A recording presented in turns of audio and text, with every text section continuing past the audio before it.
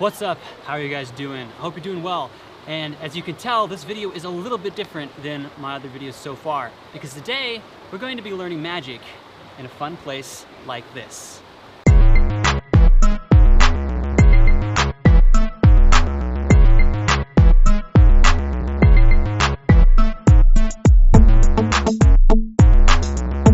What's up? It's the Universal Enigma here. That's right, today I am teaching you guys my 7 favorite ways for forcing a card. Now these are my personal favorites, and some of the variations in here have my own personal twist on them. So I just want you to know that. Now, the last variations that I'm going to teach are just kind of some of the standard techniques.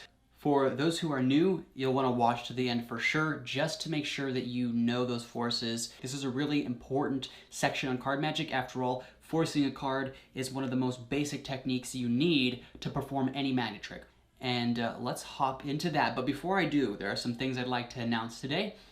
One of them is that I was finally able to send out the Haunted Key. Now, I was supposed to do it last week, but as I went on the camping trip, I was not able to do that right away. So I did it today. It was sent out, and I have some footage of that. So you can kind of see what it's like when I go out and send this stuff to you guys who win. So that's right, you have a possible chance of winning. I want you to see that. Let's take a look right now. All right, here we are at the post office. As you can see over here in the background, there it is behind me, the post office. We're getting ready to send it off to Pat.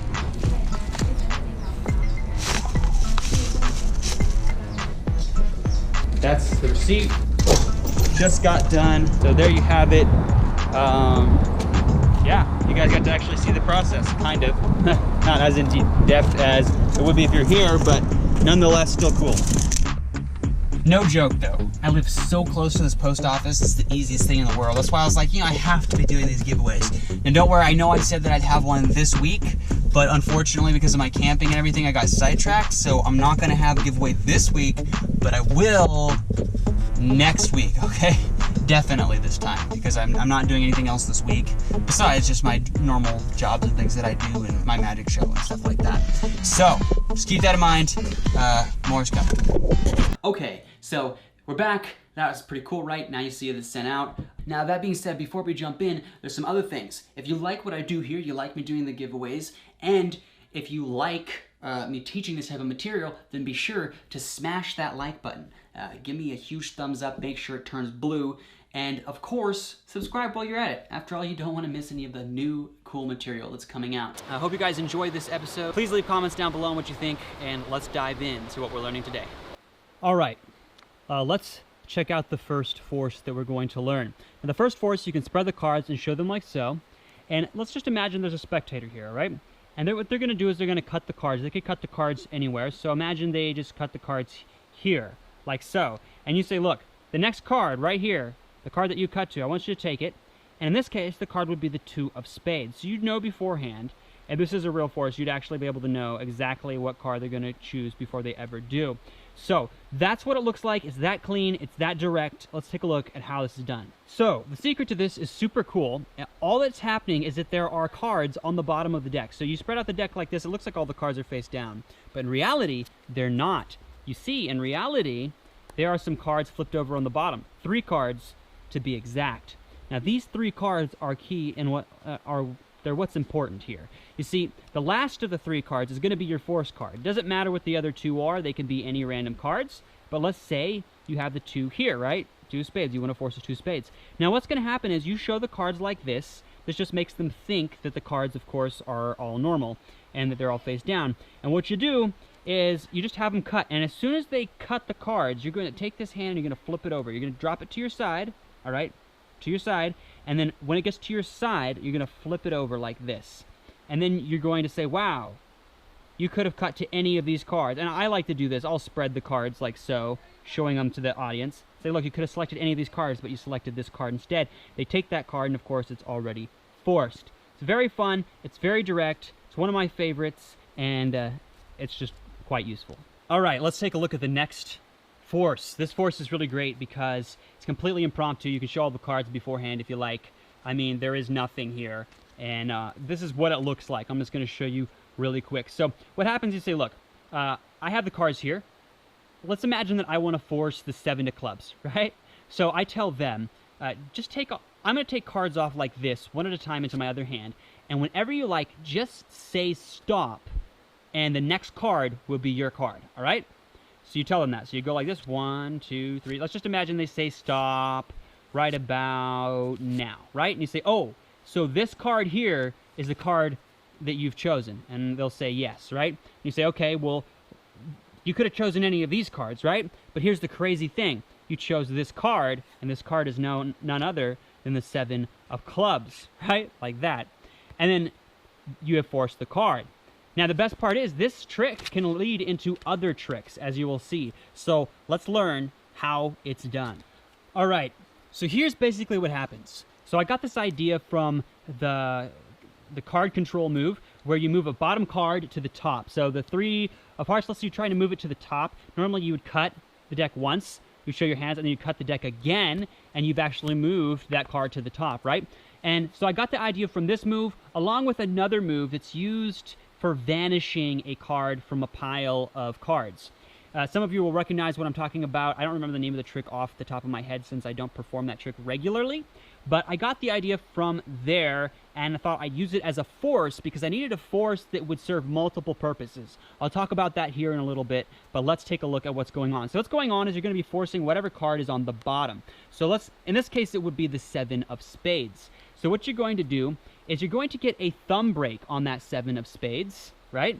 A thumb break. And I like to get my thumb breaks over on one corner and at an angle so that it makes this side look normal, right? You could choose to do it that way. You could choose to do it a different way. I know other people use like a hidden pinky break type of thing over here from the front.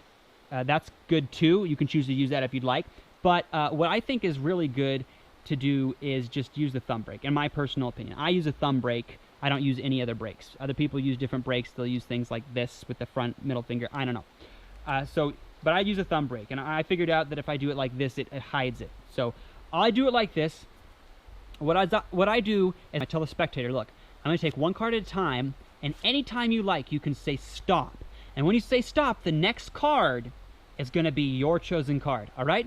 You tell them like that, you make it very clear, very plain, and so then you start doing this. You can say stop anytime you like. And it really doesn't matter when they say stop. Let's say they say stop right now, right? You say, oh, so this card here is the card that you want, right? And so they'll say yeah, or whatever. And after they say that it is their card, you say you could have chosen any of these cards here, right? And what's happened is I pulled that 7 of spades off of the bottom. See, so it's second from the top. Now let's look at that really quick. What happened? So I had it in the thumb break right here, like this, and once they said stop, so stop here, right? And I said this is their card. As I'm pointing to this one with my thumb, these cards are going underneath, and this pinky is grabbing that card away from the thumb, right, to this pile as I'm pulling this top card over. And that leaves the force card second from the top. Oh, that's funny. 7 of clubs was on, 2 7s. Total accident. That's a magic trick in of itself. But no, you get what I'm saying. The 7 of spades, right, was taken from the bottom, and then this card was taken from the top. And so what happens is as you show these cards and say, you could have chosen any card, you're going to push over these 2 cards at the same time and get a pinky break under them. You're going to put your pinky there, and you're going to square them up as you're showing them these cards. And as soon as these are square, you're going to turn this deck back over, you're going to use these 2 fingers, and you're going to pinch those cards together and flip them over. And I like to hold the cards as I flip them over with all of these fingers together and keep the palm of my thumb against it to hold those cards up and together so I don't lose them, because you don't want to get rid of the double lift yet. And if you'd like to learn more about the double lift, I'm going to leave a link to that below where you can learn on my channel more about the double lift. So if you want to learn it in more detail, be sure to check that out. But I'm assuming for the purpose of this tutorial, you already know about the double lift. So here's what's happening. Now that you've shown this card, you've forced the card. But the great thing is, now when you flip it back over, you're in a double lift position, which allows you to directly just act like you put the card into the middle, right, while you control it to the top, see? Because now it's here, but they think it's gone in the middle using the double lift. So it has 2 purposes. It forces and sets up for the double lift. It's something that I really needed for a trick I was doing, and so that's why I started doing it this way. All right, so the next force we're going to learn is great. We're just going to imagine, for the sake of this video, that you want to force the 8 of diamonds. So we want to imagine that we're going to force the 8 of diamonds. Now, what you can do beforehand with this force is really cool. You can show the cards like this. You can flip them over like so. You can show them all. And then you can go into the force, and you can hand it to the spectator. And at this point, you do nothing. This is super great. Now, this is a variation of a force called the Cut Deeper force. This is something I learned from a really cool book a while ago. I'm actually going to link the book down below, so if you'd like to learn more awesome material, there's a lot of unique, interesting stuff in that book, and the link will be down below. But here is what the force looks like. You hand it to them, and you ask them just to cut off any number of cards. They can cut anywhere, and flip the cards upside down on the rest of the cards like so, right? Like this. Now, as soon as they do that, you ask them to just go through the cards until they find the first card that's face down, right? So it would be this card here. And that card will be the 8 of diamonds. See? Like so. Perfect force happens in their hands. You don't have to do anything. And then, of course, all the cards are normal, right? So let's learn how this is done. It's one of my favorites. All right, so let's learn how this is done. Now, this is literally one of my favorite forces of all time. And in the Cut Deeper force, it's done a little bit differently. I'm not going to explain exactly how that one works. You can read it in the book if you want to learn how that one works. The nice thing about the one in the book is it's completely impromptu, and you don't have to have a gimmick. But for this one, you're going to need a gimmick. So here is what happens. You have a double-sided card. Look at that. And what's going to happen is you're going to take 3 cards, and you're going to place them face up on the deck. And the one at the very bottom, while they're face up, right? This would be the Ace of Hearts. It's at the very bottom while they're face up. Is going to be the force card. So we'd be forcing the Ace of Hearts, right? And so it would be face up like this, and you'd have, of course, the double-sided card on top. This hides that. Now, if you come through and you spread like this, it hides those face-up cards. You'd never know that they're there. And so that's cool, because then you can do this, and it just kind of looks like there's nothing going on. Then you place them together. Now, the great thing is, all you have to do is place this in their hands, and then have them take a chunk off and flip them upside down. Now, when they take it and flip it upside down, that turns all of those face-up cards face down. So they'll be the first ones they reach, right? Those 3 cards will be the first ones they reach, and then after that's the double-sided one. But they won't know that. They'll just think it's, the card in the middle. And so they just go to that first card, which to them, they would think is the card that they cut to, right? Seems like a completely free choice, random, you'd never know. And yet you already know what that card is. And then you can proceed with your trick however you'd like. All right, so the next force is kind of a fun force. And the reason why is it can be used for many different purposes. So I'll give you an example. So it's very clean. You can see from the back. So let's say they just say stop anytime. So let's say they say stop right here, and you say, okay, this card here. Now this card here is forced, right? The Jack of Hearts, right? So it's that direct, that simple, it can be seen from above, and it's just a variation of a force you already know. It's a variation of the slip force. But you see, what happens here is you're actually holding the top card off, and it's the second card that you're forcing. So in this case, it would be the Ace of Clubs. So this force is really cool, because watch what happens. If I take the Ace of Clubs is here, right? And I have the cards like so. Now all I do is keep these fingers on this card, just like the classic slip force, but I place this card above, right? So this card is above, covering those fingers on there. And so when I come down with a thumb, whenever I stop and I pull this across, I'm actually depositing that card. It's coming out from under the second one left there. But because I do it quickly, and because my hand covers it, it's impossible to see. Now this has a lot of different uses. Let's check out some of the uses you can use it for. Now here's a cool little routine I made, which uses the force in an unusual way. It uses it as a color change. I thought you guys might get this, or might find this useful. So here's what I do. So what I'll do is, I'll have them pick a card. So it could be any card. Let's just imagine they pick the 10 of spades, right? And what I'll do is I'll take the 10 of spades and I'll move it to the top somehow, right? Maybe I'll have them pretend to put it in the middle, and then I'll keep a break and then cut it to the top, right? Now it's here. Now what I do is I take 2 cards off at the same time, and then I just shuffle the rest of the cards. I show them that I'm shuffling those cards, right? Now this is great, because now they think the cards are mixed up, but little do they know, second from the bottom is the 10 of spades. So the 10 of spades is there, and what I do is I flip the deck over, and I say I'm gonna have them pick a different card. Now while I'm doing that, I get a break with my pinky, and I reach in on here without flashing the 10. So I don't move this back, I keep it there, but I put my fingers underneath and I grab and I do the slip force. But I don't do it right away. What I'll do is I'll say, tell me when to stop anytime. So they say stop here, and I pull back and I show them the 2 of hearts, right? So I say, oh, so you are the 2 of hearts. Hold out your hand, and then as they hold out their hand, this 10 of spades right here, and pull it off and leave it on top of the 2 of hearts. See, like this. I pull it back and now the 10 of spades is here. But I do it like this quickly and put it on their hand, and they don't realize that the 10 of spades has gone there, right? It looks like I've done nothing. So now after I put it on their hand, I say, your card will appear here, and then after I pretend that I can't find their card or whatever, I tell them that the card that they just chose actually changed into it, right? So there's a small little routine that you can do using that force that isn't even for a force really, but it's a cool way of doing a color change. But you can use it as a force as well. I use it in various other routines. All right, the next force that we're going to learn is a very old force. It's been done a lot. You'll probably seen it around. You maybe even be familiar with it, but it's still worth mentioning, even though a lot of other people have talked about it that I've seen, just because it's something you need to consider doing if you don't do it already. And that is, of course, the, what would you call it? I don't know. It's like the cull force, except the difference is you're not culling a card, you're doing the opposite of it. All I know is that basically you do this. I like to call it a slide force as compared to the slip force. It's not a slip force, it's a slide force.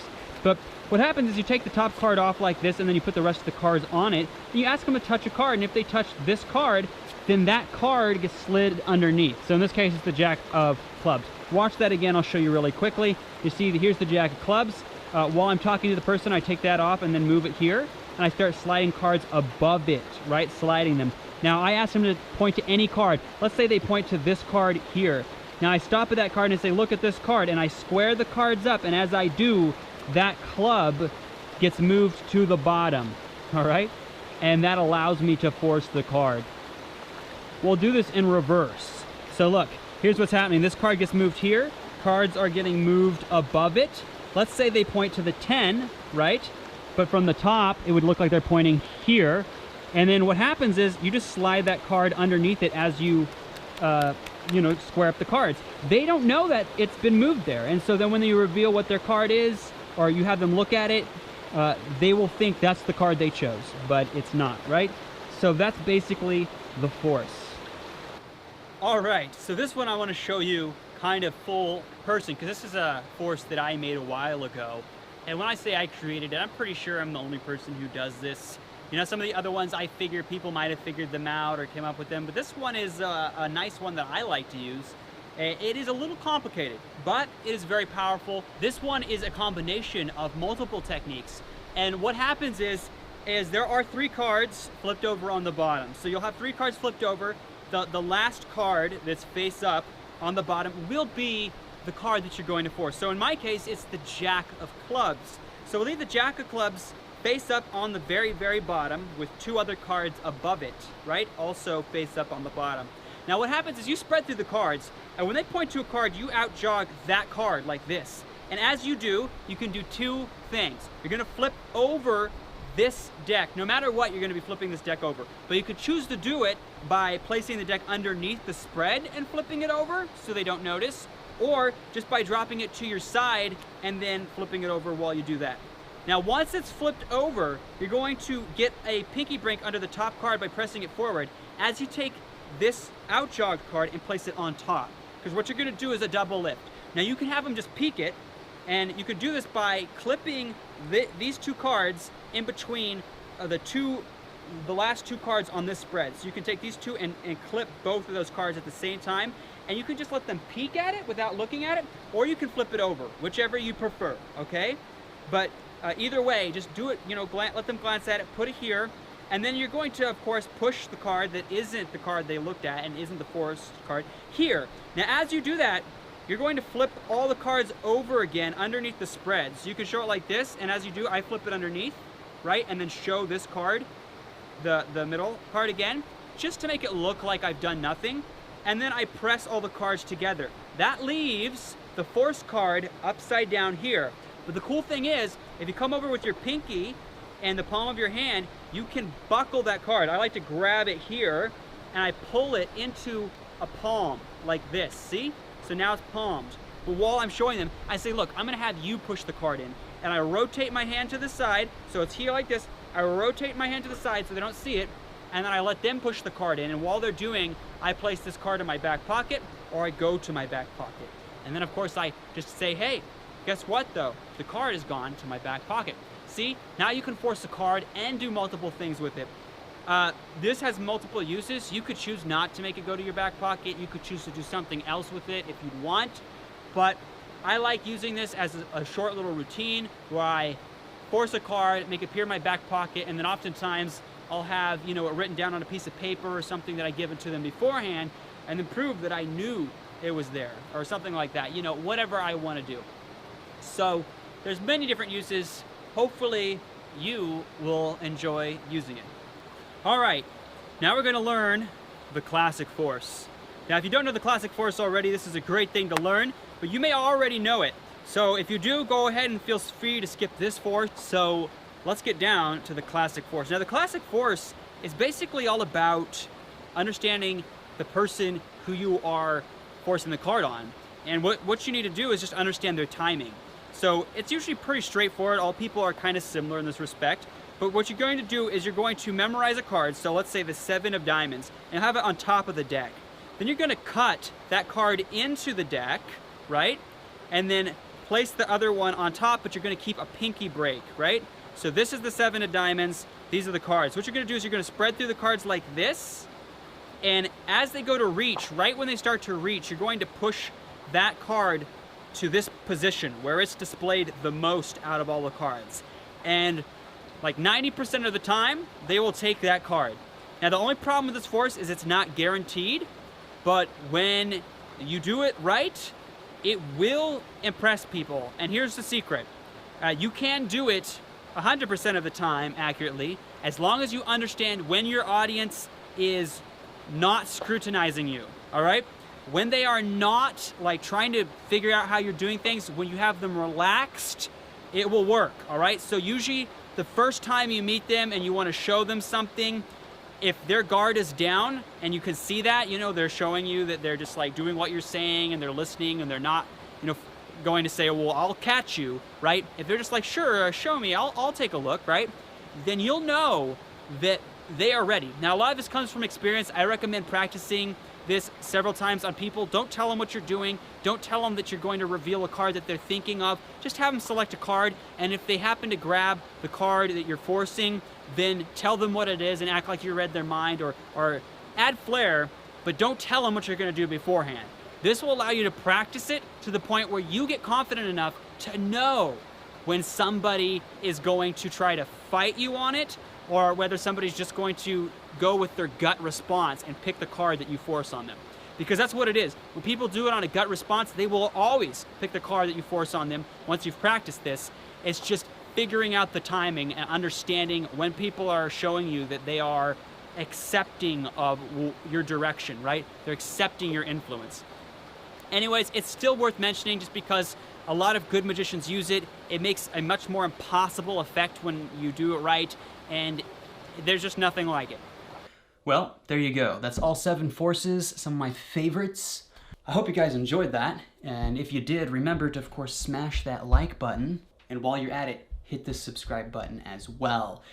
Now, I just want to say thank you for being here, watching all of this stuff. If you like this type of video format where I'm out in crazy places, then be sure to let me know. Leave a comment down below, just letting me know what your thoughts were. And if you can also give me ideas for future videos. Trust me, I'll love to try them out. We don't care where we're going, we don't care cause we're moving, we don't care cause we're moving, strolling, rolling.